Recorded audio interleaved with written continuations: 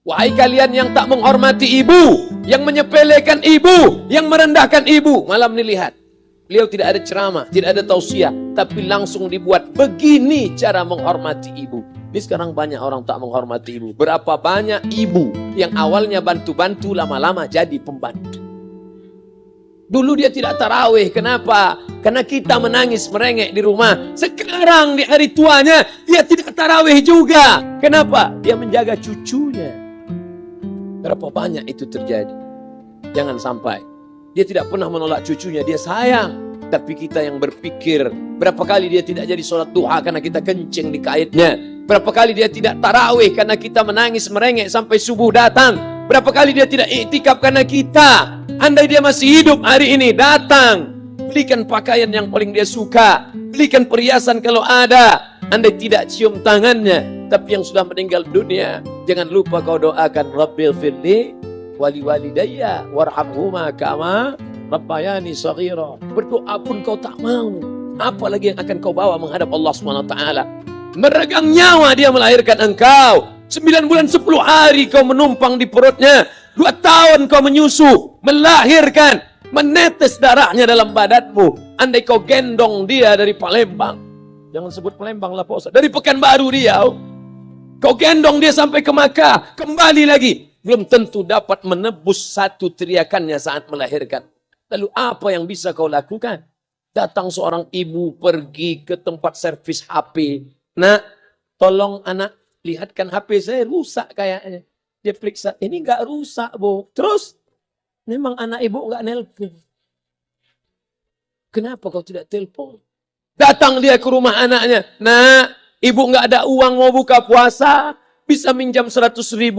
Apa kata si anak? Sebentar ya Ma, aku tanya istriku dulu. Ini Ustaz dapat dari mana? Ada yang kirim WA. Jadikan ibumu seperti raja, maka rezekimu akan diberikan Allah seperti rezeki raja-raja. Bukan hadis, dapat dari grup WA.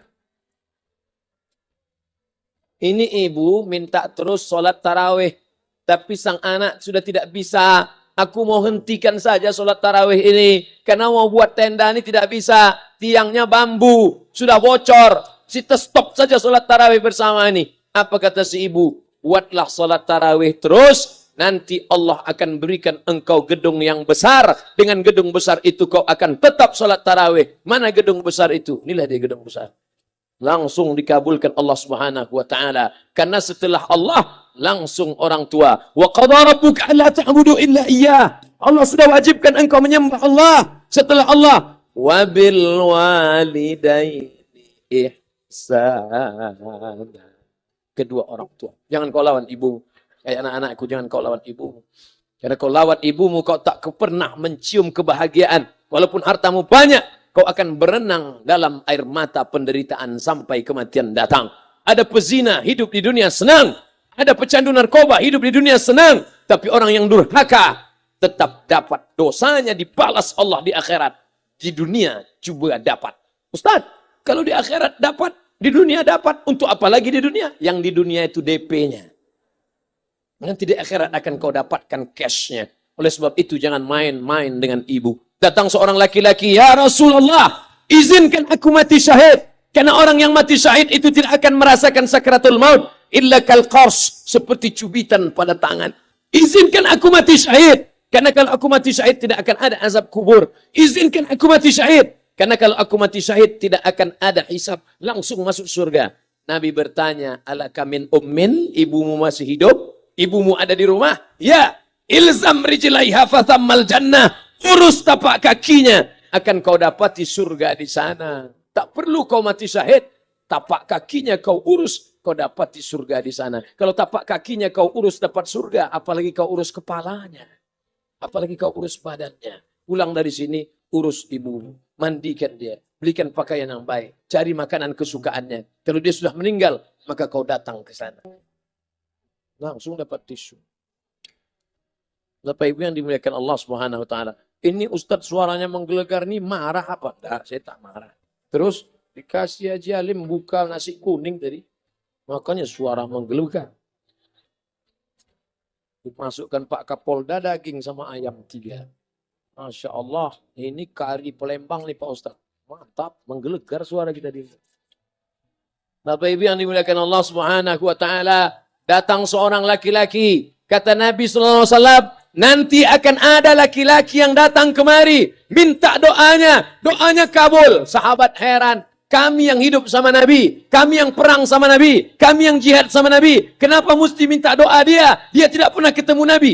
Pokoknya nanti kalau dia datang, minta doa sama dia. Setelah Nabi SAW meninggal, barulah dia datang. Orang itu bernama Uwais Al-Qarni. Kenapa doanya makbul? Dia merawat ibunya. Kalau ibumu kau rawat, doamu dikabulkan Allah Subhanahu wa taala. Apa yang kita lihat malam ini adalah buah bakti kepada seorang ibu. Ya Rasulullah, man ahaqqun nas bi husni sahabati? Siapa yang paling layak mendapatkan baktiku? Ummuka. Siapa lagi? Ummuka. Siapa lagi? Ummuka. Ibumu. Summa man? Siapa lagi? Abuka. Kami, Ustadz, Jenderal Bintang 5, alim ulama, kami hanya dapat 1. Sedangkan kalian ibu dapat 3. Ibumu. Kenapa ibu dapat 3? Karena ibu bisa melakukan 3. Ibu mengandung, ibu melahirkan, ibu menyusukan. Kalau bapak mau dapat 3, coba yang 3. Pulang dari sini, pergi ke tempat jual kelapa muda, beli 1. Jangan dibelah, ikat di perut 9 bulan 10 hari. Kalau mau merasakan melahirkan, pulang dari sini, pergi ke tempat jual mangga. Telan bulat-bulat, keluarkan bulat-bulat. Emang enak jadi perempuan. Mereka luar biasa. Tanya ibumu, berapa kali dia meninggalkan puasa Ramadan? Saat mengandung engkau, 30 hari dia tak puasa. Saat menyusukan tahun pertama, 30 hari dia tak puasa. Saat menyusukan tahun kedua, 30 hari dia tak puasa. Saat dia mau ganti qadha tahun berikutnya, adik mau menyusul. Hari ini dia belum mengqadha puasanya, dia terhutang di hadapan Allah. Lalu apa yang bisa kau lakukan? Malam ini betul-betul disadarkan. Alhamdulillah, ibu saya masih hidup, umurnya 70 tahun. Saya akan pulang dari kajian malam ini. Nampaknya malam ini saya yang ceramah, saya yang tausiah. Tapi saya mengambil pelajaran. Pulang dari sini, saya akan lebih sayang pada emak saya. Saya lebih cinta kepada ibu saya. Saya malu. Saya hanya pandai berceramah, berkata. Tapi orang sudah mengamalkannya langsung. Haji Halim membelikan gelang ibunya 2 kali sampai 4 kali setahun. Gelang cincin. Sudah dibelikan 2 bulan, hilang. Kemana? Ada orang susah tadi aku kasih. Ternyata itu yang membuat rezeki melimpah ruah. Maka rezeki buah yang sudah matang harus kita joloknya dengan apa? Dengan berbakti kepada ibu. Bapak Ibu yang dimuliakan Allah, saudara-saudaraku yang dimuliakan Allah Subhanahu wa taala. Ibu ini luar biasa. Sampai-sampai ibu, Ustaz jangan nunjuk pakai tangan kiri lah. Oke, pakai kanan. Ibu, andai ngomong ibu salah, tetap dikabulkan Allah Subhanahu wa taala. Ada seorang ibu memanggil anaknya, "Ya Juraij, wahai Juraij." Anaknya sedang beribadah. Ibadah pada Allah atau nyambut ucapan ibu? Allah lebih mulia. Dia diam. "Ya Juraij." Dia tetap diam. "Ya Juraij." Dia tetap diam. Dia tidak jawab seruan ibunya. Sampai akhirnya ibunya berkata, apa kata ibunya? "Allahumma la tumitshu hatta turihi wujuhal mumisat." Jangan matikan Juraij sebelum matanya melihat wanita, maaf, tunasusila. Jangan matikan Juraij sebelum matanya melihat wanita tunasusila, WTS PSK, orang nakal, orang jahat. Tidak mungkin ahli ibadah matanya melihat orang jahat, tapi takdir berkata lain. Tak lama setelah ucapan sang ibu, ada seorang WTS PSK hamil, tidak diketahui suaminya, ditangkap, ditanya, "Siapa yang menghamilimu?" Apa kata si perempuan? "Yang menghamiliku adalah Juraij." Sampai Juraij ketika difitnah, perempuan wanita susila itu ditanya, "Siapa yang menghamilimu?" Ternyata dia berkata, "Juraij." Akhirnya mereka menangkap Juraij. "Juraij, ternyata engkau selama ini pura-pura saja menjadi pelaku ibadah. Engkau ternyata sudah menghamili perempuan ini." Mereka menghancurkan tempat ibadah Juraij. Tapi kemudian Juraij sabar. Dia katakan, "Nanti tunggu anak itu lahir. Kalian baru tahu." Setelah tak lama anak itu pun lahir. Dan mereka bertanya, Mereka bertanya kepada anak kecil yang belum bisa bicara, "Ya ghulam, wahai anak kecil, man abuka? Who is your father?" Siapa bapakmu? Hai anak kecil, siapa bapakmu? Juraij menusuk pusar anak itu dengan telunjuknya. Dia mau tunjukkan kepada orang ramai bahwa dia tidak salah, dia tidak pezina, dia tidak melakukan perbuatan dosa. Ya ghulam, hai anak kecil, man abuka? Siapa bapakmu? Apa kata anak kecil itu? Ko boy. Ko sapi. Boy penjaga sapi. Pengembala sapi. Bapakku pengembala sapi. Barulah orang Yahudi tahu ternyata ra'il ghanam yang menghamili PSK perempuan jahat tadi adalah penggembala sapi. Lalu kenapa fitnah itu terjadi? Allah mengabulkan doa si ibu sebelum Juraij mati. Matanya pernah melihat wanita tuna susila. Oleh sebab itu ibu jangan sampai kalau marah sama anak memanggil anak dengan kata-kata yang tak baik. Setan. Hantu. Kalaupun marah panggil dia, calon wali kota. Kalau marah betul, calon gubernur. Doa ibu dikabulkan Allah Subhanahu wa taala. Saya setahun setiap bulan Februari ceramah di Kuala Lumpur seminggu. Kuala Lumpur, Selangor, Sarawak, Kuching, kemudian Malaka, Ipoh, Negeri Sembilan. Ketika saya tausiah datang ibu-ibu makcik Malaysia. Assalamualaikum, waalaikumsalam. Ustaz Somad, ya. Saya nak jumpa dengan emak Ustaz. Loh, ngapa jumpa emak saya? Jumpa saya lah. Ustaz pasti dididik oleh seorang ibu. Saya ingin jumpa ibu Ustaz. Saya sangka dia mau jumpa saya.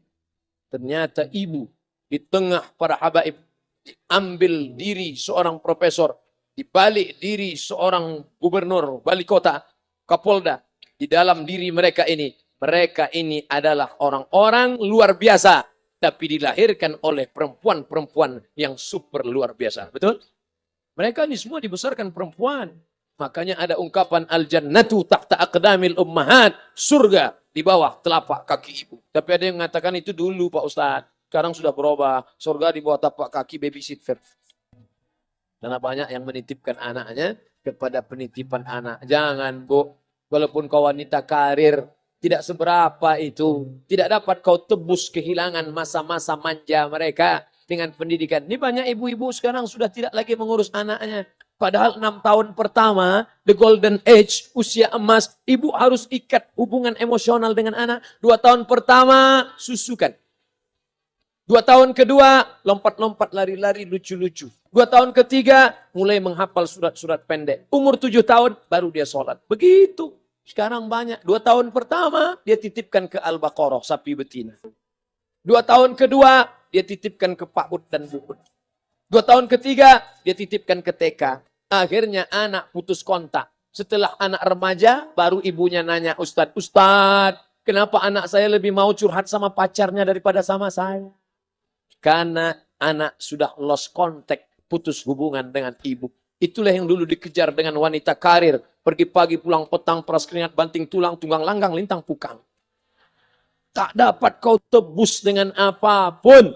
Oleh sebab itu, kalau kau sayang kepada mereka, besarkan mereka. Nanti setelah dia SMP, kau tetap bisa berkarir, tetap bisa apapun. Tapi usia emas ini tetap jaga mereka. Di balik anak-anak yang luar biasa, ada ibu yang luar biasa.